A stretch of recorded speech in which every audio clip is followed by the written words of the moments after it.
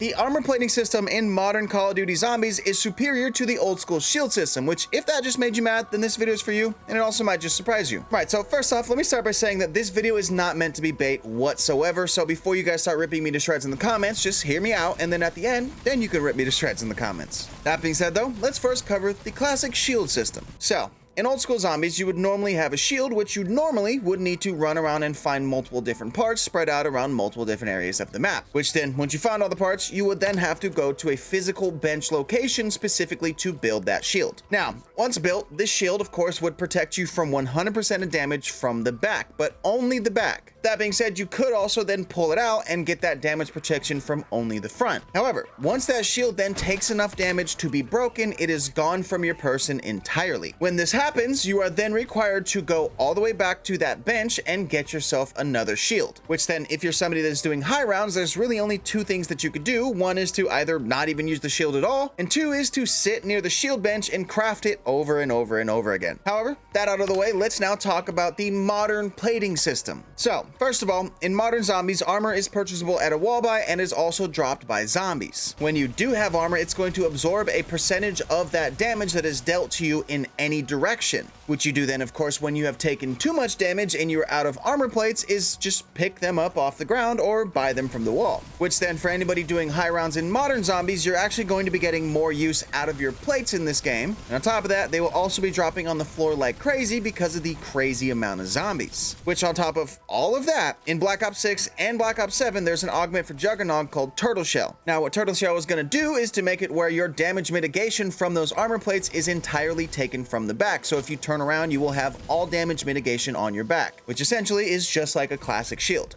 Which then in Black Ops 7, they even went a step further and they made the Turtle Shell augment protect you from all sides while still giving you that full protection from the rear, so it will function even more like a classic shield would. So, all that now having been said, let me first give you guys my personal thoughts, and then I'm going to tell you guys the things that I don't like about plates. So first of all, this is why I say the new armor plate system is superior. Not only does it protect you longer and from all sides, but plates are just more accessible and more available. Basically what I'm saying is that in modern zombies, the plating system, while boring, does go further in the protection area. That being said though, what I don't like about them is what I just said, the fact that they are very, very boring and bland, and they have like no soul. Obviously, the classic shields were better in this aspect, as most of the time each map had its own specific style of shield, with some of them even having like rockets and stuff on them. That being said, I do think that in modern zombies, there's one thing that Treyarch could do to try to ease the public perception of the plating system. And basically what I'm talking about is making the plating system unique to each map. So for instance, on Terminus, wouldn't it be cool if maybe we could slather this like green goo on our chest and it would repair the armor? To further that, maybe on Citadel, you could sort of like have a metal chest piece and you have some sort of hammer that you